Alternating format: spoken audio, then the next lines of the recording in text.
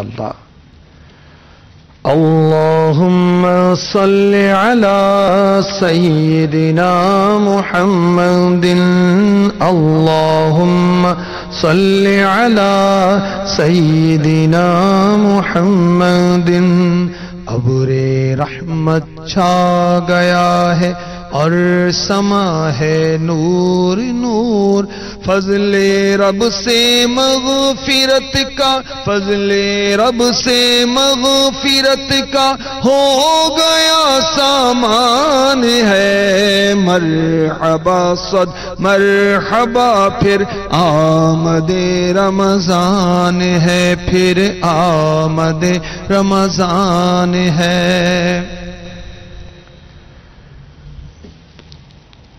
احادیث مبارکہ میں جو روزوں کے فضائل بیان ہوئے اس سے یہ پتہ چلتا ہے کہ روزہ رکھنے سے ثواب بھی ملتا ہے اور صحت بھی اچھی ہو جاتی ہے۔ نیت تو ظاہر ہے کہ اللہ کے حکم کی بجا آوری اور اس کے محبوب علیہ الصلاۃ والسلام کے حکم کی بجا آوری اور اجر و ثواب جنت کا حصول یہی ہونا چاہیے، مگر ماشاءاللہ جو روزہ رکھتا ہے نا اس کی صحت بھی اچھی ہو جاتی ہے الحمدللہ۔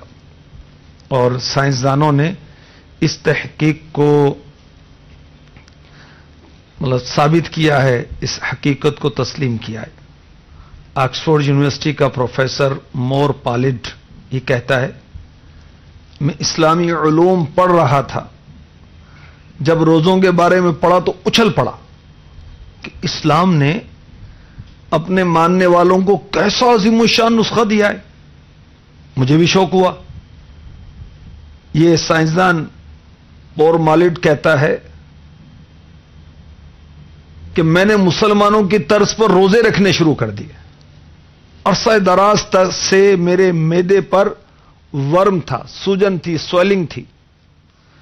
کچھ ہی دنوں کے بعد مجھے تکلیف میں کمی محسوس ہوئی، میں روزے رکھتا رہا یہاں تک کہ 1 مہینے میں میرا مرض بالکل ختم ہو گیا۔ سبحان اللہ۔ امیر علیہ السنت جبھی تو فرما رہے ہیں، 2 جہاں کی نعمتیں ملتی ہیں روزہ دار کو، 2 جہاں کی نعمتیں ملتی ہیں روزہ دار کو، جو نہیں رکھتا ہے روزہ، جو نہیں رکھتا ہے روزہ وہ بڑا نادان ہے۔ مرحبا صد مرحبا پھر آمد رمضان ہے۔ صلو علی الحبیب صلی اللہ تعالی علی محمد وعلی آلہ وصحبہ وبارک وسلم۔ ہالینڈ کا پادری ایلف گال یہ کہتا ہے کہ میں نے شوگر کے مریضوں کو، دل کے مریضوں کو، معدے کے مریضوں کو مسلسل 30 دن روزے رکھوائے۔ نتیجہ کیا نکلا روزے رکھوانے کا؟ 30 دن روزے رکھوانے کا۔ شوگر والوں کی شوگر کنٹرول ہو گئی، 30 دن کے روزے رکھنے سے دل کے مریضوں کی گھبراہٹ کم ہوئی اور ان کا سانس پھولنا کم ہوا، اور سب سے زیادہ جن مریضوں کو فائدہ پہنچا وہ تھے معدے کے مریض۔ دیکھیں یہ پادری جو ہے یہ روزے رکھوا رہا ہے صحت یابی کے لیے، تو ہم نے تو روزہ رکھنا ہے رضائے خدا بندی کے لیے انشاءاللہ عز و جل۔ ایک انگریز ماہر نفسیات سیگمنٹ فرائڈ یہ کہتا ہے کہ روزے سے جسمانی کھچاؤ کا خاتمہ ہوتا ہے، روزے سے ذہنی ڈپریشن کا خاتمہ ہوتا ہے، نفسیاتی امراض کا خاتمہ ہوتا ہے۔ ایک اخباری رپورٹ کے مطابق جرمنی، انگلینڈ، امریکہ کے ماہر ڈاکٹر جو ہیں یہ ریسرچ کے لیے رمضان میں پاکستان آئے۔ انہوں نے باالمدینہ کراچی، مرکز الاولیاء لاہور اور دیار محدث اعظم پاکستان سردار آباد، فیصل آباد کا انتخاب کیا۔ سروے کیا انہوں نے، رمضان میں آئے ان شہروں میں اور سروے کیا، تو سروے کی رپورٹ یہ پیش کی، چونکہ مسلمان نماز پڑھتے ہیں اور رمضان مبارک میں اس کی زیادہ پابندی کرتے ہیں، اس لیے وضو کرنے سے ENT یعنی ناک کان اور گلے کے امراض میں کمی واقع ہو جاتی ہے. نیز مسلمان روزے کے باعث کم کھاتے ہیں تو جگر کے امراض میں کم مبتلا ہوتے ہیں، دل کے امراض میں، اعصاب یعنی پٹھوں کے امراض میں کم مبتلا ہوتے ہیں. تو روزہ رکھنے سے کوئی بیمار نہیں ہوتا. روزہ تو صحت یاب کرتا ہے. روزہ تو شوگر کے مریضوں کے لیے بھی فائدہ مند ہے. روزہ جگر کے مریضوں کے لیے، معدے کے مریضوں کے لیے، اعصابی کمزوری کے شکار جو مریض ہیں ان کو بھی فائدہ دیتا ہے. بیمار کیوں ہوتے ہیں؟ سحری اور افطاری میں بے احتیاطیاں کرتے ہیں، بد پرہیزیاں کرتے ہیں، مرغن تیل اور گھی والی غذائیں استعمال کرتے ہیں اور رات بھر وقتاً فوقتاً کھاتے پیتے رہتے ہیں، تو یوں بیماری کے اسباب ہوتے ہیں، ظاہری اسباب. تو کھانے پینے میں، سحری افطاری میں اگر احتیاط برتی جائے تو انشاءاللہ ہم اللہ کی رحمت سے بیماریوں سے محفوظ رہیں گے. اب ایسا اس نے روزہ رکھا ہے، اتنا کھا لیا کہ سارا دن ڈکاریں لے رہا ہے، اور روزہ رکھا ہے، بھوک کا بھی احساس نہیں، پیاس کا بھی احساس نہیں ہے، تو پھر روزے کا لطف کیسے آئے گا؟ اب وہ لطف تو یوں ملے کہ واقعی گرمی کی شدت اور پیاس سے. اللہ اکبر. اعلی حضرت رحمت اللہ تعالی علیہ یہ رمضان میں کیسی سحری کرتے تھے سنیے.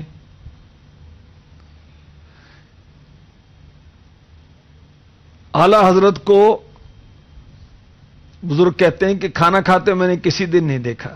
سحر میں ایک چھوٹے سے یعنی سحری میں چھوٹے سے پیالے میں فیرنی اور ایک پیالی میں چٹنی آتی تھی، وہ نوش فرمایا کرتے تھے. ایک دن پوچھا حضور یہ فرینی اور چٹنی کا کیا جوڑ ہے؟ تو سید اعلی حضرت پیکر سنت رحمت اللہ تعالی علیہ آپ نے فرمایا نمک سے کھانا شروع کرنا اور نمک ہی پر ختم کرنا سنت ہے، اس لیے چٹنی آتی ہے. اور یاد رکھیے جو نمک سے شروع کرتا ہے، نمک یا نمکین، اور نمک یا نمکین پر ہی کھانا ختم کرے تو اس سے 70 بیماریوں سے حفاظت رہتی ہے. اچھا اب یہ دیکھیے کہ اعلی حضرت کیسا پیٹ کا کفل مدینہ لگاتے ہیں کہ سحری میں وہ تھوڑی سی فرنی چاول جو ہے نا، اس کو پیس کر جو دودھ میں پکایا جاتا ہے اس کو فرنی کہتے ہیں. اگر چاول وہ ثابت ہیں اس کو دودھ میں پکایا جائے گا تو وہ کھیر بنے گی. تو فرنی اور تھوڑی سی چٹنی یہ اعلی حضرت کی سحری تھی. اب پراٹھے اور پھر انڈے تو طرح طرح کے وہ غذائیں، تو اس کے بعد پھر اس سے پیاس بھی زیادہ لگتی ہے. اللہ اکبر. تو روزے کے طبی فوائد کچھ پیش کیے گئے. تو انسان روزہ رکھنے سے بیمار نہیں ہوتا بلکہ بہت ساری بیماریوں سے روزے کی برکت سے نجات اور شفا پاتا ہے. اور کم کھائیں گے تو انشاءاللہ عز و جل اس میں بھی برکتیں ملیں گی. اور میرے آقا صلی اللہ علیہ وآلہ وسلم نے فرمایا آدمی اپنی پیٹ سے زیادہ برا برتن نہیں بھرتا. انسان کے لیے چند لقمے کافی ہیں جو اس کی پیٹھ کو سیدھا رکھیں. اگر ایسا نہ کر سکے تو تہائی کھانے کے لیے، تہائی پانے کے لیے، ایک تہائی سانس کے لیے ہو. حضرت شیخ عبد الحق محدث دہلوی رحمۃ اللہ تعالی علیہ فرماتے ہیں پیٹ بدترین برتن ہے کیونکہ اسے پر رکھنے سے کئی شر اور خرابیاں جنم لیتی ہیں. اور مفتی احمد یار خان نعیمی رحمۃ اللہ تعالی علیہ فرماتے ہیں کہ زیادہ پیٹ بھرنے سے مختلف بیماریاں پیدا ہوتی ہیں. 90% بیماریاں پیٹ سے ہوتی ہیں. پھر اس سے سخت غفلت پیدا ہوتی ہے، دل میں نور نہیں آتا کیونکہ کھانا اس لیے ہوتا ہے کہ اس سے عبادات ریاضات کی قوت پیدا ہو. یہ قوت بقدر قوت لقموں سے، چند لقموں سے حاصل ہو جاتی ہے. اگر چند لقموں پر صبر نہ کر سکو، زیادہ کھانے کی رغبت ہو تو پیٹ کے 3 حصے کر لو، ایک حصہ کھانے کے لیے، ایک پانی کے لیے، ایک سانس کے لیے. انشاءاللہ کم بیمار ہوگے. صوفیہ فرماتے ہیں قدر بھوکا رہنے میں 10 فائدے ہیں. مفتی احمد یار خان نعیمی رحمۃ اللہ تعالی علیہ مرآت میں لکھ رہے ہیں جسمانی صحت حاصل ہوتی ہے کم کھانے سے. کم کھانے سے دل کی صفائی نصیب ہوتی ہے. کم کھانے سے طبیعت فریش رہتی ہے، طبیعت چست رہتی ہے. کم کھانے سے دل کی نرمی حاصل ہوتی ہے. کم کھانے سے طبیعت میں انکسار پیدا ہوتا ہے، کم کھانے سے تکبر اور غرور ٹوٹتا ہے، کم کھانے سے گناہوں کی کمی ہوتی ہے، کم کھانے سے درمیانے درجے کی نیند آتی ہے، بہت گہری غفلت والی نیند نہیں آتی، کم کھانے سے عبادات کا شوق پیدا ہوتا ہے، ذکر الہی میں لذت اور ذوق وغیرہ نصیب ہوتا ہے۔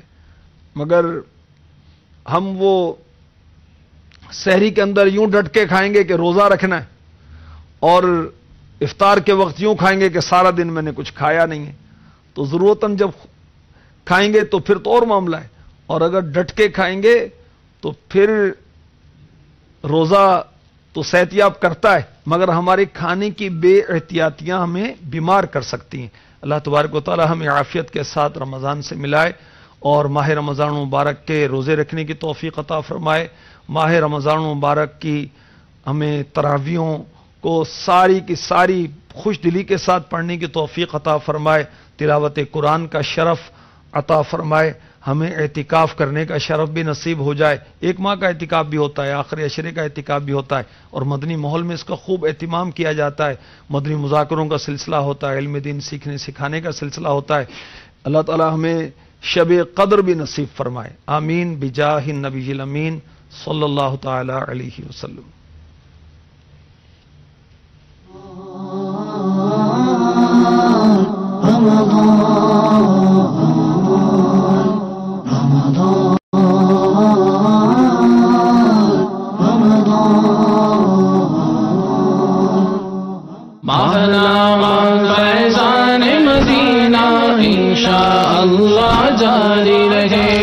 ماہنامہ فیضان مدینہ ایک نظر میں امیر اہل سنت کی بعض مصروفیات۔ سلطان الاولیاء حضور غوث پاک، روحانی علاج، احکام تجارت، مدنی چینل کی براہ راست نشریات کے اوقات، دعوت اسلامی پروگریس۔ یہ ماہنامہ فیضان مدینہ اب آپ موبائل میں آن لائن بھی دیکھ سکتے ہیں۔ دعوت اسلامی کی ویب سائٹ پہ ماہنامہ فیضان مدینہ ڈاؤن لوڈ اور سبسکرائب بھی کر سکتے ہیں۔ ماہنامہ فیضان مدینہ یا رب گھر گھر عام ہو۔ آئیے سلسلہ دارالفتاء اہل سنت دیکھیے، مگر ٹھہریے، پہلے اچھی نیتیں فرما لیجئے تاکہ ثواب بھی ملے۔ فرمان مصطفیٰ صلی اللہ تعالی علیہ وآلہ وسلم، نیت المؤمن خیر من عملی، مومن کی نیت اس کے عمل سے بہتر ہے اللہ عز و جل کی رضا پانے اور ثواب کمانے کی غرض سے۔ سلسلہ دیکھنے سے پہلے اچھی نیتیں فرما لیجئے۔ اللہ عز و جل کی رضا کی خاطر علم دین حاصل کروں گا، سیکھ کر دوسروں تک نیکی کی دعوت پہنچاؤں گا، خاص باتیں لکھوں گا، اول تا آخر دیکھوں گا۔ گزارے کیسے زندگی، آؤ علماء سے پوچھ لے، آئے جو مشکل پیش کوئی، آؤ علماء سے پوچھ لے۔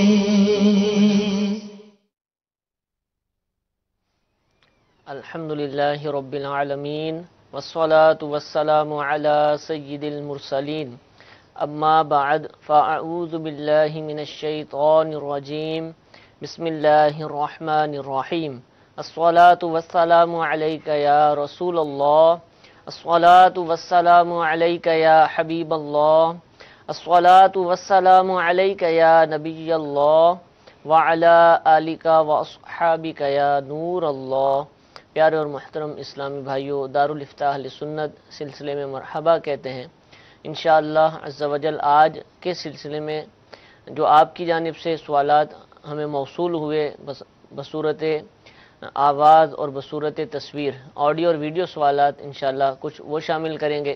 مزید آپ کی طرف سے جو سوالات آئیں گے ان کو بھی سلسلے کا حصہ بنائیں گے۔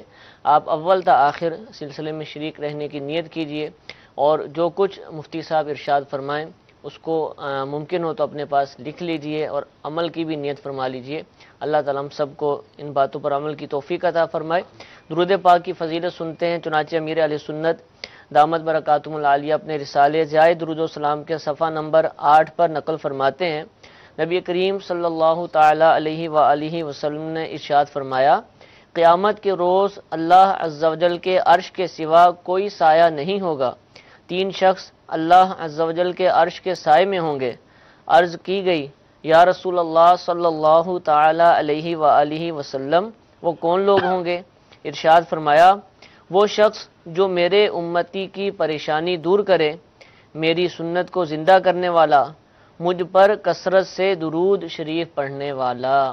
صلو علی الحبیب صلی اللہ تعالی علی محمد صلی اللہ تعالی علیہ وآلہ وسلم. سب سے پہلے ویڈیو سوال اپنے سلسلے میں شامل کرتے ہیں. جی چلائیے. میرا نام شہباز ہے. میرا مفتی صاحب سے یہ سوال ہے کہ پگڑی کی دکان میں کام کرنا جائز ہے یا ناجائز؟ پگڑی کی دکان. الحمدللہ رب العالمین والصلاة والسلام علی سید الانبیاء والمرسلین. اما بعد فاعوذ باللہ من الشیطان الرجیم. بسم اللہ الرحمن الرحیم. پگڑی کی دکان میں کام کرنے کی 2 صورتیں ہیں. ایک صورت تو یہ ہے کہ خود پگڑی پہ دکان لے کر اس میں کاروبار کرنا، ٹھیک ہے. اور دوسری صورت یہ ہے کہ کوئی کسی کی دکان ہے اس پہ کام کرنا. ٹھیک ہے. یہ جو دوسری صورت ہے کہ اگر کسی نے پگڑی پر دکان لی ہوئی ہے، جیسے سیٹ ہے، مالک ہے، اور اب اس کے پاس کوئی ملازمت کرتا ہے جائز کام کے اوپر، تو اس کے کام کرنے میں کوئی حرج نہیں ہے، کیونکہ پگڑی پر لینا دینا یہ اس کا معاملہ نہیں ہے، یہ مالک کا معاملہ ہے. اور یہ جس کام پر ملازم ہے وہ کام جائز ہے، تو ان کی ملازمت بھی جائز ہے. ٹھیک ہے. اور دوسری صورت یہ ہے کہ پگڑی کی دکان جو ہے وہ لے کر اس میں خود وہ کاروبار کر رہا ہے، جی. تو پگڑی پر در حقیقت دکان یا مکان لینا ناجائز ہے. اچھا. تو جس نے پگڑی پر دکان یا مکان لیا ہے تو وہ ناجائز اور گناہ والی صورت کا مرتکب ہوا. ٹھیک ہے. یعنی اس نے ناجائز کام کیا ہے. یہ دکان لینے کا جو کام ہے یہ ناجائز ہے. باقی اس میں اگر جو کام کرتا ہے اور وہ کام جائز ہے تو وہ فی نفسے ہی وہ جو کام ہے، یہ جیسے فرض کیا کہ کپڑے کی دکان ہے، کپڑے فروخت کرتا ہے تو جائز طریقے سے بیچتا خریدتا ہے تو یہ کام کرنا جائز ہے. لیکن جو اس نے پگڑی پر دکان یا مکان لیا ہوا ہے اس کا وہ لینا ناجائز اور گناہ ہے. اور اس ناجائز عقد کو ختم نہیں کر رہا تو جب تک اس عقد کو برقرار رکھے ہوئے ہے تو اس وقت تک یہ گناہ کا مرتکب ہو رہا ہے. ٹھیک ہے. حضور مسئلہ تو آپ نے ارشاد فرما دیا. ہو سکتا ہے کہ کئی لوگوں کو یہ لفظ پگڑی سمجھنا ہے، کام تو وہی کر رہے ہوں پگڑی پر لین دین کا، لیکن کسی اور نام سے ان کے ہاں چلتا ہو، تو ہوتا کیا ہے؟ یعنی پگڑی میں صورت کیا ہوتی ہے، یہ بھی ارشاد فرما دیں. کہ پگڑی یہ ہوتی ہے، ایک تو پہلے آپ یہ سمجھیں کہ سیدھی سادھی خرید و فروخت ہوتی ہے. اچھا. کہ میں نے کوئی چیز بیچی ہے تو میں آپ کو کوئی چیز دوں گا، قیمت والی چیز دوں گا، اور آپ اس کے بدلے میں مجھے پیسے دیں گے. تو یہ مال کا تبادلہ مال سے ہو گیا، تو یہ شرعاً خرید و فروخت ہے. اب پگڑی کا جو سسٹم ہوتا ہے تو اس میں بھی بظاہر خرید و فروخت ہوتی ہے، لیکن اس میں خرید و فروخت یوں ہوتی ہے کہ ایک طرف سے تو مال ہوتا ہے، دوسری طرف سے مال نہیں ہوتا. جیسے فرض کیا کہ میں آپ کو مکان دے رہا ہوں تو میں مکان کو بیچ رہا ہوں اس طرح کہ مکان کا مالک تو میں ہی رہوں گا ہمیشہ کے لیے، آپ کو بس قبضہ دے دیا کہ آپ کے پاس یہ مکان رہے گا، آپ جب تک اس میں رہنا چاہیں رہیں، اور آپ ایک مخصوص تھوڑی سی جو ہے وہ قیمت بطور کرایہ ادا کرتے رہیں گے. جیسے عام مکان ملتا ہے 15,000 کرائے پر، تو اس کا کرایہ 200 روپے ہوگا، تو یہ 200 روپے آپ ادا کرتے رہیں گے، مالکانہ حقوق میرے پاس رہیں گے، قبضہ آپ کے پاس رہے گا.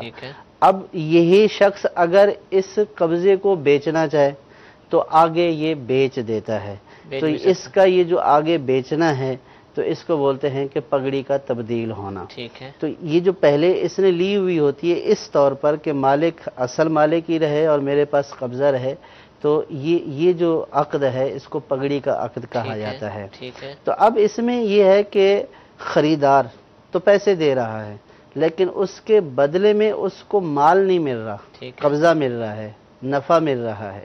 تو اس لیے مال کا مال سے تبادلہ نہیں ہوا بلکہ وہ قبضے کا مالک ہوا. اب اگر یہ چاہتا ہے کہ آگے کسی کو دے تو یہ اپنا قبضہ جو ہے وہ بیچ دیتا ہے کہ آپ مجھے اتنے پیسے دے دیں، یہ قبضہ آپ کا ہو جائے گا. اور پھر اس قبضے کی تبدیلی کے اوپر پھر پگڑی کی بھی تبدیلی ہوتی ہے، یعنی جو اصل مالک ہوتا ہے اس کو بھی رقم رسید کی تبدیلی کی دینی پڑتی ہے کہ پہلے آپ کے نام کی رسید تھی اب دوسرے کے نام کی ہو جائے گی. یہ جو طریقہ کار ہے اس کو پگڑی کا طریقہ کار کہا جاتا ہے. لینڈ لارڈ کا جس کو سسٹم کہتے ہیں، جی لینڈ لارڈ کا سسٹم. اصل مالک لینڈ لارڈ رہتا ہے اور اس کو 200-300 کرایہ مل رہا ہوتا ہے. جی اب اس میں دیکھیں کہ جو بائع کی خرید و فروخت کی جو تعریف ہے وہ اس کے اوپر صادق نہیں آ رہی کہ لینڈ لارڈ جو ہوتا ہے وہ پیسے تو لے لیتا ہے لیکن مالک خود ہی رہتا ہے، وہ کسی اور دوسرے کو مالک نہیں بناتا. آگے پگڑی تبدیل ہوتی رہے، کتنے بھی اشخاص آتے رہیں لیکن لینڈ لارڈ یہی رہے گا. تو یہ جو معاملہ ہوتا ہے اس کو پگڑی کا معاملہ کہتے ہیں اور شرعاً یہ ناجائز ہے، اس سے بچنا چاہیے. اور بیع باطل ہے. جو مبتلا ہیں وہ اپنا مسئلہ پوچھ لیں کہ ان کے جو جائیداد ہے، دکان ہے یا مکان ہے، اس کے حوالے سے اب کون مالک ہے، تو وہ دارالفتاء اہل سنت سے رابطہ کریں گے، اپنی پوری صورت بیان کریں گے تو انشاءاللہ اس کی وضاحت بھی مل جائے گی. ایک اور سوال اپنے سلسلے میں شامل کرتے ہیں. جی چلائیے. میرا دارالفتاء اہل سنت میں سوال ہے کہ حضور صلی اللہ علیہ وسلم اور حضرت ابراہیم علیہ السلام کے والدین کرام کے بارے میں ہمیں کیسا، ان کے ایمان کے بارے میں کیسا عقیدہ رکھنا چاہیے؟ جی. نبی کریم صلی اللہ تعالی علیہ وسلم کے والدین کریمین کے بارے میں ہمیں یہ عقیدہ رکھنا چاہیے کہ آپ صلی اللہ تعالی علیہ وسلم کے والد گرامی حضرت عبداللہ رضی اللہ تعالی عنہ، آپ کی والدہ محترمہ حضرت آمنہ رضی اللہ تعالی عنہ، نہ صرف حضرت عبداللہ اور حضرت آمنہ رضی اللہ تعالی عنہما بلکہ ان سے لے کر حضرت آدم علیہ السلام اور حضرت حوا رضی اللہ تعالی عنہ تک جتنے بھی نبی کریم صلی اللہ تعالی علیہ وسلم کے آبا و اجداد ہیں، سب کے سب اہل ایمان، مسلمان اور ناجی یعنی نجات یافتہ ہیں اور مواحد ہیں، یعنی اللہ تبارک و تعالیٰ کی وحدانیت کا یقین رکھنے والے ہیں. اور مسلمان کا یہی عقیدہ رکھنا چاہیے کہ سب کے سب مسلمان اہل ایمان، مواحد اور ناجی ہیں. اور اللہ تبارک و تعالیٰ نے قرآن پاک میں ارشاد فرمایا کہ الذی یراک حین تقوم، کہ وہ آپ کو دیکھتا ہے جب آپ قیام کرتے ہیں، وَتَقَلُّبَكَ فِي السَّاجِدِينَ، اور آپ کے نور کو سجدہ کرنے والوں میں گردش کرتے ہوئے دیکھتا ہے. حضرت عبداللہ بن عباس رضی اللہ تعالیٰ عنہ نے اس آیت کی تفسیر میں یہ ارشاد فرمایا کہ نبی کریم صلی اللہ تعالیٰ علیہ وسلم کا نور ایک نمازی سے دوسرے نمازی تک منتقل ہوتا رہا. تو سرکار صلی اللہ تعالیٰ علیہ وسلم کے آبا و اجداد نمازی تھے، اللہ تبارک و تعالیٰ کی عبادت کرنے والے تھے، کہ یہاں پہ سرکار صلی اللہ تعالیٰ علیہ وسلم کے نور کی گردش ساجدین میں بیان فرمائی گئی ہے. اور حدیث پاک میں بھی آیا کہ اللہ تبارک و تعالیٰ نے ارشاد فرمایا کہ میں آپ کے نور کو اصلاب طیبہ یعنی پاک پشتوں اور پاک ارحام میں رکھوں گا. تو یہاں پہ سرکار صلی اللہ تعالیٰ علیہ وسلم کے آبا و اجداد کو پاک فرمایا گیا. اور جو کافر ہوتا ہے، مشرک ہوتا ہے، وہ پاک نہیں ہے، بلکہ قرآن پاک میں جو ہے وہ فرمایا کہ انما المشرکون نجس، کہ جو مشرک ہیں وہ نجس ہیں، ناپاک ہیں. اور جب کہ یہاں فرمایا گیا کہ سرکار کے نور کو اصلاب طیبہ یعنی پاک پشتوں میں رکھا گیا اور پاک ارحام میں رکھا گیا، تو اس سے پتہ چلا کہ سرکار صلی اللہ تعالیٰ علیہ وسلم کے آبا و اجداد ساجدین تھے اور وہ پاک تھے मुवाहिद थे, अल्लाह तबारक व ताला पर ईमान लाने वाले थे, तो मुसलमान को यही अकीदा रखना चाहिए। जो इसका बरअक्स अकीदा रखता है वो खता पर है। ठीक है, ठीक अमल नहीं है, इससे बचना चाहिए। मैसेजेस हुजूर हमारे पास आना शुरू हो गए हैं। मुफ्ती साहब से सवाल ये है कि शादी में जूता छुपाई की रस्म करना कैसा है? शादी में बाज़ इलाकों में जो जूता छुपाई की रस्म की जाती है, ये जो है वो इंतहाई गुनाहों भरी होती है। इसमें एक तो इसमें आम तौर पर ये रवाज होता है कि ये जो दुल्हन की बहनें होती हैं वो छुपाती हैं। ठीक है। तो अब वो दूल्हा का जब जो है वो जूता छुपा लेती हैं तो फिर वो आपस में जो है वो मुज़ाकरात होते हैं और फिर वो पैसे उनसे वसूल किए जाते हैं और फिर ज़बरदस्ती लिए जाते हैं। जैसे ये अगर 1000 देना चाहता है तो वो 5000 से कम पर राज़ी नहीं होंगी। पहली बात तो ये है कि गैर महारिम का मजमा होता है, उसमें जो है वो दूल्हा का गैर महारिम औरतों के साथ खड़ा होना, उनसे बातचीत करना और उन औरतों का बेपर्दा इनके सामने आना, ये सब नाजायज़ और गुनाह वाली बातें हैं। और दूसरी बात ये होती है कि ये जो उससे तकाजा किया जा रहा होता है कि इतने पे से कम पे राज़ी नहीं होते, और ज़ाहिर है कि इसमें उसने इज़्ज़त बचानी होती है। तो अब जो वो बतौर जूता छुपाई की रकम देता है तो इसमें भी रिश्वत वाली सूरत है, तो ये भी नाजायज़ और गुनाह है। और फिर इसी तरह महारिम गैर महारिम का इख्तिलात, हंसी मजाक, ये सारे के सारे वो बातें हैं कि जो नाजायज़ और गुनाह पर मुश्तमिल हैं। तो लिहाजा इससे हर मुसलमान को इज्तिनाब करना चाहिए, बचना चाहिए। और रस्म रवाज से मुताल्लिक अल्हम्दुलिल्लाह हर पीर को हमारा सिलसिला होता है, और हमने चंद हफ्ते पहले शादी के अंदर जो रस्म रवाज पाए जाते हैं, इस तरह के मामलात होते हैं, जैसा कि ये सवाल पूछा गया, इससे मुताल्लिक भी अल्हम्दुलिल्लाह मुफ्ती साहब ने शरई रहनुमाई फरमाई हुई है। दावत इस्लामी की वेबसाइट पर जाकर हमारे आप ये सिलसिले मुलाहदा करें। न सिर्फ ये सवाल बल्कि इसके अलावा भी बहुत सारे इंशाअल्लाह अज़्ज़ वजल जो रस्में हैं उनके मुताल्लिक शरई हुक्म आपको मालूम हो जाएगा। एक मैसेज हुजूर और है कि हमारा सर्विस सेंटर है, यानी कार वॉश वगैरह का है, और लोग आकर हमसे पूछते हैं कि आपका पानी मीठा है या नमकीन। तो हम उनको कहते हैं कि ये मेन लाइन का पानी है, लेकिन होता वो बोरिंग का है। तो उनसे इस तरह कहना और उसके बाद काम करना, उसकी उजरत लेना, ये कैसा? देखिए, बोरिंग का पानी भी बाज़ औक़ात मीठा होता है और बाज़ औक़ात खारी होता है। आमतौर पर जो खारी पानी होता है वो ज़ाहिर है कि गाड़ियों को नुकसान पहुंचाता है। सही। तो इसलिए पहले ही तस्दीक की जाती है कि भाई आपका पानी खारी है या मीठा है। ठीक है। तो अगर पानी ये बोलें कि बोरिंग का है और बोरिंग से मुराद इनका ये है कि वो खारा पानी होता है, तो ज़ाहिर है कि इससे वो धुलाने पर राज़ी नहीं है। अब अगर इन्होंने उसको झूठ बोलकर, धोखा देकर ये किया है, तो इनका ये धोखा देना, झूठ बोलना, ये नाजायज़ और गुनाह है कि ये मुसलमान एक काम जो है वो करवाना नहीं चाहता और ये झूठ और धोखे के ज़रिए उससे ये काम करवा रहा है। तो ये झूठ और धोखाधड़ी करना और इस तरीके से ये काम चलाना, ये नाजायज़ और गुनाह है। और अगर बोरिंग के पानी से मुराद वही है कि जो वो चाह रहा है, मुराद ये कि मीठा पानी है, तो इसमें कोई हर्ज नहीं है। बोरिंग और लाइन असल मसला नहीं, मीठा और नमकीन। मीठा और असल में ये तो खारी पानी से जो है वो गाड़ियों को नुकसान पहुंचता है। ठीक है। और वैसे इंसान के लिए भी बाज़ जो है वो अमूमन नुकसान ही का सबब होता है।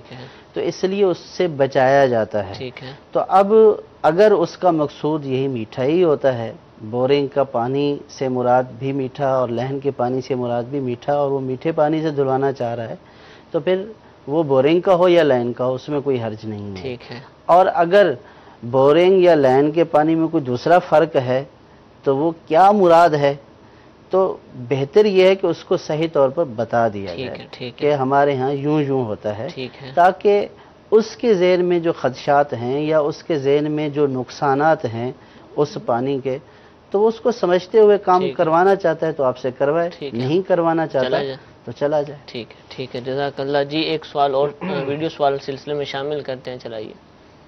मेरा नाम सैयद अब्दुल बासित कादरी है और मेरा मुफ्ती साहब से सवाल है कि जो हम नमाज़ पढ़ते हैं, फ़र्ज़ नमाज है या सुन्नत मौक़िदा है या वाजिबात हैं, तो इसमें जो है एक ही क़िरात मुकर्रर कर देना कैसा है? क़िरात जो है हम एक ही कर लें तो उसमें कोई शरन मना तो नहीं? صورتیں یاد ہی نہیں ہیں یا یاد تو ہیں لیکن وہ مخصوص ہی سورہ اخلاص پڑھتے ہیں، سورہ کوثر پڑھتے ہیں؟ دیکھیے صورتیں اگر صورت فرض کے ایک ہی یاد ہے تو پھر یہی ہے کہ کوشش کریں کہ دوسری بھی یاد کریں. صحیح. اور اگر یاد ہی ایک ہے تو وہی ایک ہی پڑھیں گے. لیکن فقہا نے یہ ارشاد فرمایا کہ نماز میں صورتوں کو معین کر لینا یہ مکروہ ہے، ناپسندیدہ ہے. لیکن ساتھ یہ بھی ارشاد فرمایا کہ بعض نمازیں ایسی ہیں کہ جن میں بعض خاص صورتیں پڑھنے کا حکم ارشاد فرمایا گیا. اگر وہ احیاناً یعنی کبھی کبھار ان صورتوں کو پڑھ لیتا ہے تو اگرچہ یہ بھی معین کرنا ہے لیکن اس میں کوئی حرج نہیں ہے. لیکن اگر یہ معین کر لیتا ہے مجھے خاص یہی پڑھنی ہے اور بھی آتی ہیں تو یہ جو ہے وہ مکروہ ہیں. یہ فرائض کے بارے میں ہے. نوافل کے بارے میں فرمایا کہ اگر تکرار کرتا ہے تو اس میں کوئی کراہت والی بات نہیں ہے. اچھا معین نہیں کرتا، کبھی کوئی سے پڑھتا ہے کبھی کوئی سے، لیکن نماز سے پہلے ارادہ کر لیتا کہ آج کی نماز میں یہ والی پڑھوں گا، اس میں تو کوئی یہ تعین نہیں ہے. اس میں کوئی حرج نہیں ہے. ٹھیک ہے. اس میں تعین سے مراد یہ کہ بس یہی پڑھوں گا. ہاں نماز میں یہ پڑھا یہی صورت پڑھوں گا اور نہیں پڑھوں گا. ٹھیک ہے. تو یہ اس والی صورت میں کراہت ہے. ٹھیک ہے، کراہت اس سے بچنا چاہیے. ایک سوال میسج کے ذریعے پوچھا گیا کہ میری اپنے دوست سے لڑائی ہوئی اور میں نے اس سے کہا کہ اگر میں آپ سے بات کروں تو میں اپنے باپ کا بیٹا نہیں ہوں، اب میں اس سے بات کرنا چاہتا ہوں تو کیا کروں؟ یہ جملہ بولا ہے اس نے. یہ جو جملہ ہے کہ اپنے باپ کا بیٹا نہیں ہوں، یہ جملہ انتہائی ناپسندیدہ ہے.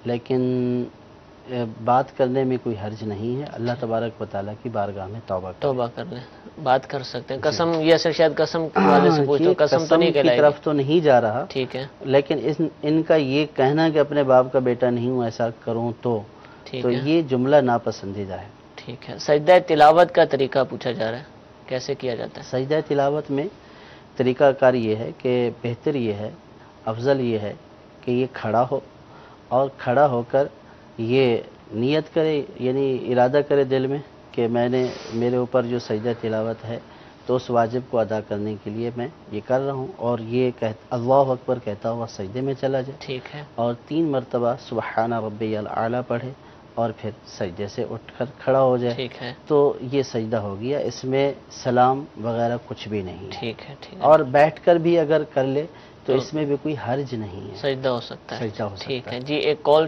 چلائیے. میرا نام محمد اکبر ہے، میں کراچی سے بات کر رہا ہوں. میرا سوال یہ ہے کہ میرے کو کچھ روپے پڑے ہوئے ملے جن کی مالیت تقریباً 4,500 روپے ہے، اور ایک سونے کی انگوٹھی پڑی ہوئی ملی ہے، اور علیحدہ علیحدہ مقام سے دونوں چیزیں ملی ہیں. وہ دونوں چیزیں میں نے سنبھال کے بھی رکھی ہوئی ہیں. اب شرعی طور پہ مجھے معلوم کرنا ہے کہ ان پیسوں کا میں کروں کیا. جی یہ جو راستے سے چیزیں گری پڑی ملتی ہیں تو ان کی صورت لقطے کی ہے، اور اس میں ایک بات ذہن نشین رکھنی چاہیے کہ جو اس طرح گری پڑی چیز راستے میں ملی ہے، اب اس میں اٹھانے کی بھی 2 صورتیں ہیں. اگر اس لیے اٹھا رہا ہے کہ اپنے استعمال میں لاؤں گا تو یہ ناجائز و حرام ہے. اچھا. اور اگر اس لیے اٹھا رہا ہے کہ یہ جس کی ہے میں اس تک پہنچا دوں گا تو اس صورت میں اٹھانے میں حرج نہیں ہے. لیکن اٹھانے کی صورت میں اب یہ ذمہ داری ہے کہ یہ حتی الامکان کوشش کریں جس کی چیز ہے اس تک پہنچائیں. اس کے لیے طریقہ کار یہ ہے کہ جہاں سے یہ چیز ملی ہے اس کے قرب و جوار میں جو ہے وہ لوگوں کو بتائیں، اعلان کریں، اس کی تشہیر کریں کہ بھئی اس طرح کی چیز ملی ہے، جس کی ہو وہ رابطہ کرے. تو تشہیر کرنے کے بعد اگر کوئی بھی لینے کے لیے نہیں آتا اور کسی کا پتہ نہیں چلتا ہے تو اس صورت میں یہ اس کو اس کی طرف سے صدقہ کر دے. ٹھیک ہے. تو یہ بری و ذمہ ہو جائیں گے. لیکن اس میں یہ ضروری ہے کہ اٹھا کر اگرچہ اس نیت سے اٹھایا کہ میں پہنچا دوں گا، لیکن جب آپ نے اس کی تشہیر ہی نہیں کی ہے، کسی کو بتایا ہی نہیں ہے، بھلے آپ اس کو گھر میں سنبھال کر رکھیں لیکن جب آپ بتائے کسی کو نہیں رہے تو کیسے لوگ آئیں گے؟ کیونکہ ڈھونڈنے والا تو یہ ہوگا کہ جس کی گری ہوگی وہ ایک دفعہ وہاں سے چکر لگا کر چلا جائے گا، نہیں ملے گی تو وہ تو چلا گیا. تو اس کے لیے فقہا نے یہ ارشاد فرمایا کہ جب اٹھایا ہے اس نیت سے کہ پہنچاؤں گا تو پھر اس کی تشہیر بھی کرے، اعلان بھی کرے.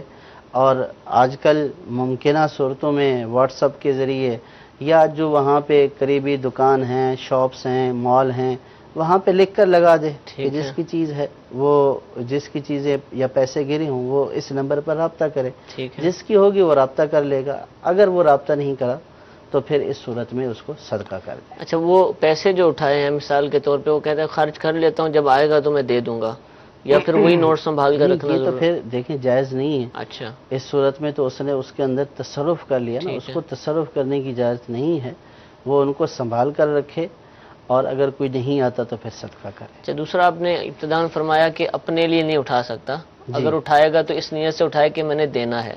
اب یہ سفر میں ہے اور پتہ ہے کہ میں اس جگہ پر جہاں سے مجھے ملی آؤں گا ہی نہیں، گزر جاؤں گا، تو کیا چھوڑ دے؟ اب چیز پڑی ہوئی، ہزاروں روپے پڑے ہوئے نیچے۔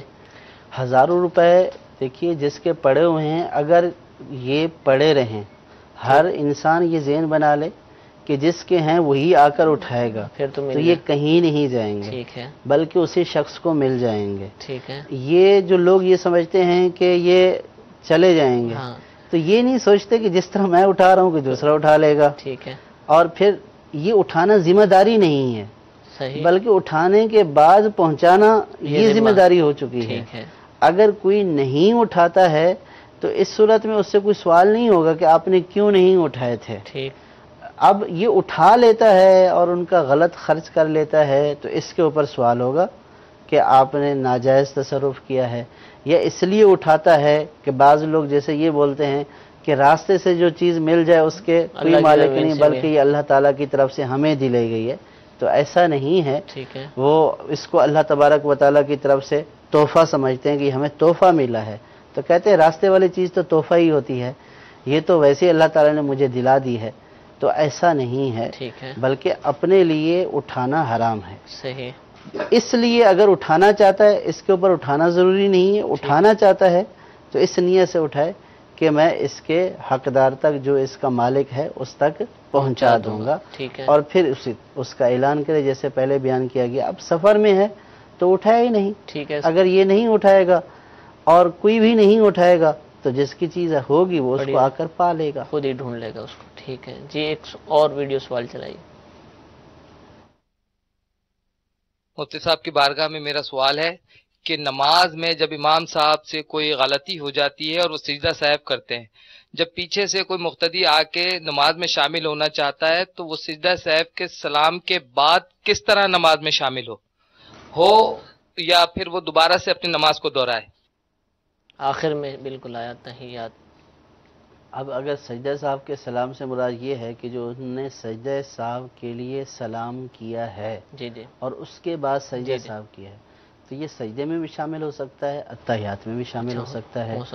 اور اگر مراد یہ ہے کہ سجدہ صاحب کرنے کے بعد سلام پھیر دیا تب تو نماز ہی ختم ہو گئی، تو اگر مراد پہلے والی ہے اور یہی مراد غالباً لگ رہی ہے تو اس صورت میں جب امام صاحب نے اگر سجدہ کر بھی لیا، اتحیات پر وہ موجود ہیں، تو اب یہ نیت کرتے ہوئے اقتداء میں شامل ہو جائیں، ٹھیک یہ شامل ہو جائیں، ہو سکتے ہیں۔ ٹھیک ہے جی، ایک اور سوال چلائیے۔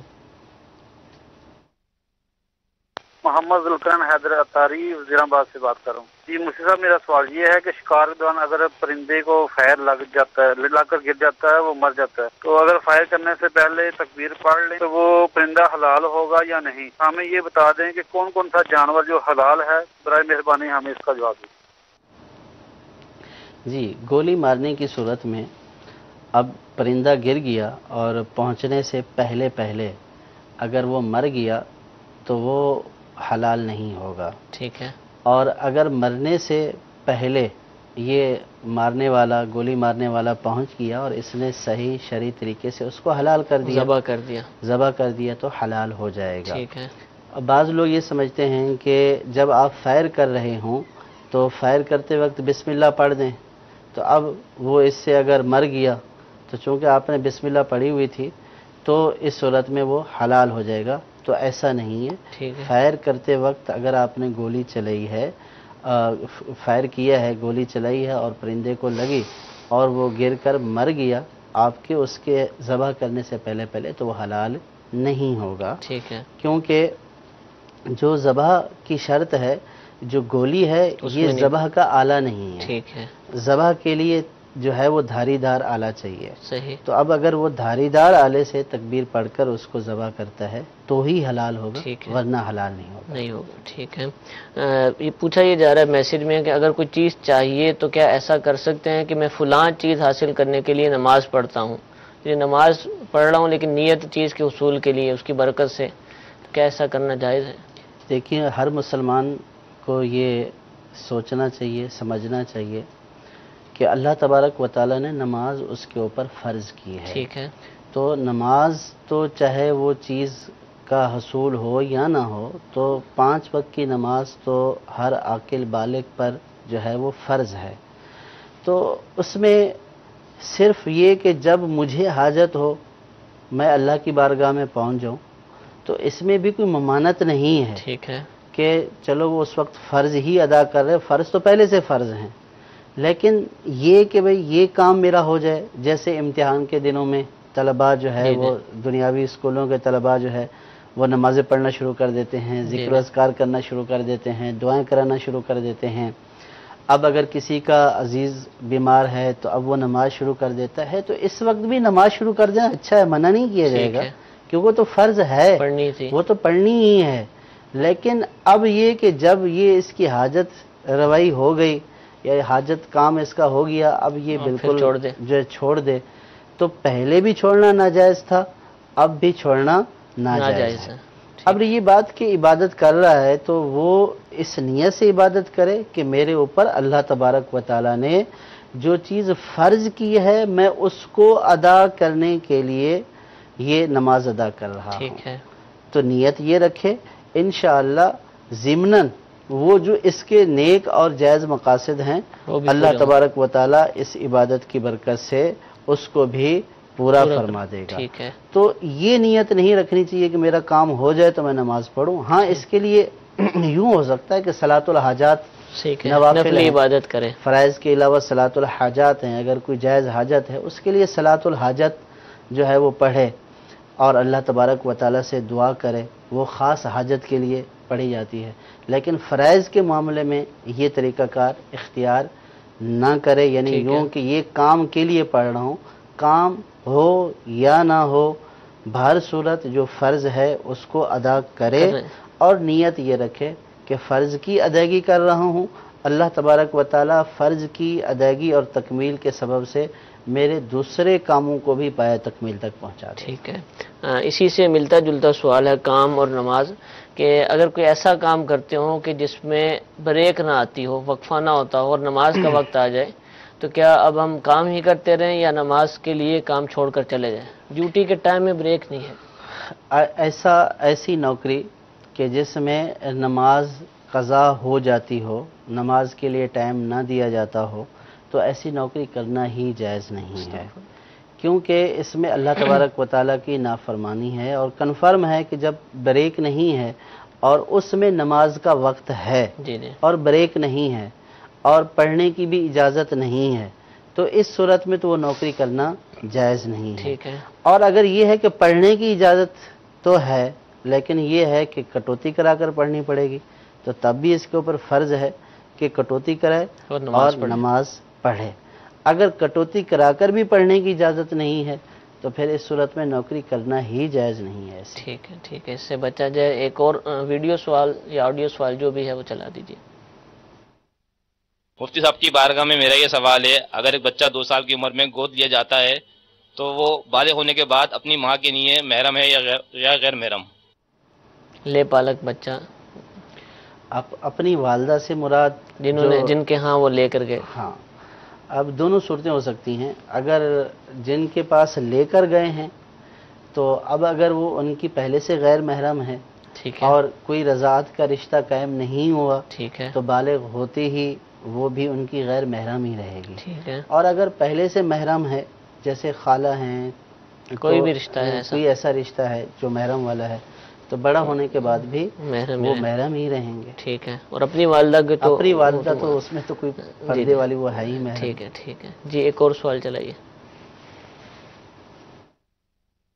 مفتی صاحب کی بارگاہ میں سوال ہے کہ اگر صاحب ترتیب شخص کی جس وقت کی نماز پڑھنی باقی رہ گئی تھی اور اسے بھول گیا اور اس کے بعد کی اس نے نمازیں پڑھ لی، تو کیا آگے والی نماز جو باقی رہ گئی تھی ایک وقت کی، یہ باقی رہنے کی صورت میں اس کے بعد والی جو نماز بھول سے پڑھ لی تھی وہ نماز ہو گئی، یا باقی رہنے والی نماز ادا کرنے کے بعد جو ہم نے نمازیں ادا کی تھی وہ دہرانی پڑے گی؟ برائے کرم اس کی شرح رہنمائی فرمائے، جزاک اللہ خیر۔ السلام علیکم ورحمۃ اللہ وبرکاتہ۔ وعلیکم السلام ورحمۃ اللہ وبرکاتہ۔ صاحب ترتیب کون ہے اور یہ مسئلہ بیان ہے؟ جی، صاحب ترتیب کہ اگر جو ہے وہ نماز ان نے بھول کر جو ہے وہ آگے والی پڑھ لی ہیں، تو جب چھٹی کا وقت ختم ہو جائے گا تو پھر جو ہے وہ ساری نمازیں درست ہو جائیں گی۔ ٹھیک ہے، کیونکہ اب زیادہ ہو گئی، اب 6 نمازیں ہو جانے سے یعنی جب چھٹی کا وقت ختم ہو جائے گا ٹھیک ہے، تو وہ نمازیں موقوف تھیں پہلے والی، تو اب وہ ہو گئیں۔ جو کہا جاتا ہے کہ بھی اگلی نہیں ہوگی سے مراد یہ ہے کہ وہ موقوف رہتی ہے۔ ٹھیک ہے، لیکن اگر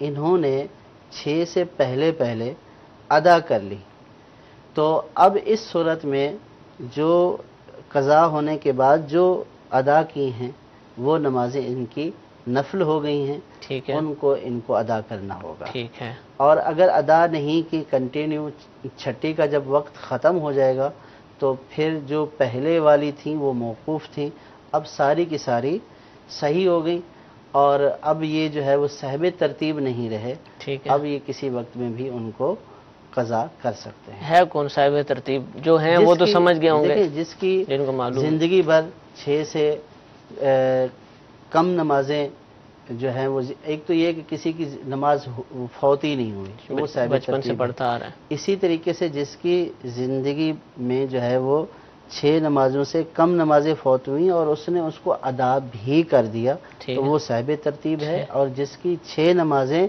فوت ہو گئی ہیں لگاتار کے ذمے پر ابھی 6 نمازیں باقی لگاتار یا جو ہے وہ الگ الگ متفرق اس میں، تو یہ اس سے ترتیب ثابت ہو گئی۔ ٹھیک ہے، تو یہ صاحب ترتیب نہیں رہا۔ اب وہ مسئلہ وہ اس میں وہی ہے کہ صاحب ترتیب کے لیے مسئلہ یہ ہے کہ وہ اپنی وقتی نماز ادا کرنے سے پہلے اپنی قضا نماز پچھلی نماز ہے اس کو پہلے ادا کرے، بعد میں وقتی نماز کو ادا کرے۔ ٹھیک ہے، اور جو صاحب ترتیب نہیں ہے اس کے لیے یہ مسئلہ نہیں ہے، ٹھیک ہے، وقتی نمازیں اس کو قضا کرنی ہے، بہر صورت اس کے اوپر فرض ہیں، لیکن اب وہ ترتیب اس کے اوپر نہیں ہے۔ ٹھیک ہے، وہ اپنی پہلے وقتی نمازیں جو آ رہی ہیں وہ بھی پڑھتا رہے، اور پھر قضا نمازیں ہیں وہ بھی اپنے حساب سے ان کو پڑھتا رہے۔ جی ایک اور سوال چلائیے۔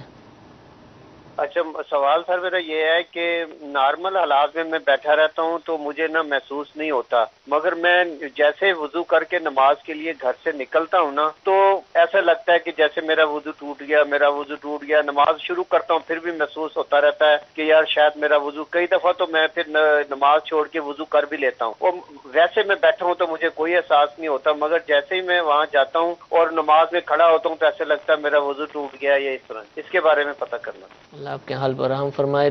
وسوسہ ہے یہ کیا کہیں گے اس کو؟ یہ عام طور پر لوگوں کو اس طرح کے وسوسے آتے ہیں کہ میرا وضو ٹوٹ گیا، تو یاد رہے کہ جب تک وضو توڑنے والا کوئی عمل نہیں پایا جائے گا تو اس وقت وضو نہیں ٹوٹے گا۔ ٹھیک ہے، شیطان کے وسوسے پر خیال نہیں رکھنا چاہیے، بلکہ فقہا نے یہ بھی ارشاد فرمایا کہ اگر کوئی احتیاطاً یہ کہتا ہے کہ چلو احتیاطاً کر لیتا ہوں، فرمایا یہ احتیاط نہیں ہے بلکہ یہ شیطان کا دھوکہ ہے، اس کے وسوسے پر عمل ہے، اس کے وسوسے پر جب یہ عمل کرے گا تو پھر شیطان دوسری وسوسے میں الجھائے گا۔ ٹھیک ہے، تو ہمارے معاشرے میں کئی ایسے لوگ دیکھنے کو ملتے ہیں جو اس طرح کے وضو وغیرہ کے مسائل میں، نماز وغیرہ کے مسائل میں بہت مبتلا رہتے ہیں، وسوسوں کا شکار رہتے ہیں۔ یعنی بعض تو ایسے ہوتے ہیں کہ وضو کرتے رہیں گے، ہاتھ دھوتے رہیں گے، پھر بھی یقین نہیں آئے گا کہ پھر بھی ان کو یقین نہیں ہوتا کہ میرا دھل گیا ہے یا نہیں، کچھ نہ کچھ رہ تو نہیں۔ تو اب شاور کے نیچے نہا رہے ہیں پھر بھی ان کو یہ یقین نہیں ہوتا کہ پتہ نہیں ہوا یا نہیں، گھنٹوں نہانے پر، گھنٹوں وضو کرنے کے اوپر جو ہے وہ لوگ ایسے دارالفتاء میں آئے جنہوں نے مسائل ڈسکس کیے کہ ہمیں یقین ہی نہیں ہوتا۔ اب ایسا ہے کہ ایسے لوگ اگر سمندر میں ڈبکی بھی لگا لیں، دریا میں، نہر میں، تو بھی ان کو یقین نہیں ہوتا کہ وہ کہتے ہیں کہ ہو سکتا ہے کہ کوئی نہ کوئی چیز جو ہے وہ ابھی جو ہے وہ خشک رہ گئی ہے۔ ایک مسجد میں ایک شخص تھے، ایک چٹکلا ہی سن لیجئے کہ وہ ان کو بھی یہ مرض لاحق تھا، تو اب مسجد کی ٹینکی میں جب بھی پانی ختم ہوتا تو بابے یہ کہتے تھے کہ وہ آیا ہوگا اس نے وضو کیا ہوگا اور آج پانی ختم ہو گیا. تو اتنا یعنی اس آدمی کو وسوسے آتے تھے اور وہ جو ہے وہ ایسے وسوسوں پر ہرگز عمل نہیں کرنا چاہیے. یہ شیطان کا دھوکہ ہے کہ صرف یہ خیال کہ ٹوٹ گیا تو اس سے وضو نہیں ٹوٹے گا, بلکہ اس کے لیے علماء نے یہ فرمایا کہ ایسے شخص کو رجوع اللہ کرنا چاہیے, یعنی اللہ تعالیٰ کی بارگاہ میں رجوع کرنا چاہیے, ٹھیک ہے, استغفار کرنا چاہیے, اعوذ باللہ من الشیطان الرجیم پڑھنا چاہیے, صحیح, اور سورۃ والناس پڑھنی چاہیے, ٹھیک ہے, آمنت باللہ ورسولہ یہ پڑھنا چاہیے. ٹھیک ہے. تو جب یہ ان ساری چیزوں کی کثرت کرے گا ٹھیک ہے تو انشاءاللہ اللہ کی رحمت سے اس کا وسوسہ دور ہو جائے گا. لیکن اگر وہ وسوسوں میں مبتلا ہوگا تو مزید اس کی زندگی اس کے لیے اجیرن ہو جائے گی, مشکل ہو جائے گی, بہت مشکل ہو جائے گی. تو اس لیے وسوسوں کی طرف ہرگز توجہ نہ دی جائے. اور وسوسے دور کرنے کا مزید طریقہ وسوسے اور ان کا علاج امیر اہل سنت کا رسالہ ہے. اس میں اس حوالے سے الحمدللہ بہت ساری باتیں بیان کی گئی, وظائف لکھے گئے, ذہن بنایا گیا کہ کس طرح ان باتوں سے چھٹکارا حاصل کیا جا سکتا ہے. تو اس کو بھی ضرور پڑھیے. ہمارے سلسلے کا وقت ختم ہوا. کل انشاءاللہ عز و جل دوبارہ دارالفتاء اہل سنت کے سلسلے کے ساتھ حاضر ہوں گے. لیکن چونکہ کل جمعرات ہے اور ہر جمعرات کو دعوت اسلامی کا ہفتہ وار سنت و برا اجتماع مغرب کی نماز کے بعد شروع ہو جاتا ہے, تو جو ہمارا موجودہ وقت ہے اس میں دارالفتاء نہیں ہوگا, بلکہ انشاءاللہ سنت و برا اجتماع آپ مدنی چینل پر دیکھ پائیں گے. عصر سے مغرب کے درمیان انشاءاللہ عز و جل دارالفتاء اہل سنت کا سلسلہ براہ راست نشر کیا جائے گا. اس کو دیکھنے کی نیت فرما لیجیے. اللہ تعالیٰ ہم سب کو عمل کرنے کی توفیق عطا فرمائے. آمین بجاہ النبی الامین. صلو علی الحبیب صلی اللہ تعالی علی محمد صلی اللہ علیہ وسلم. زندگی آؤ علماء سے پوچھ لیں.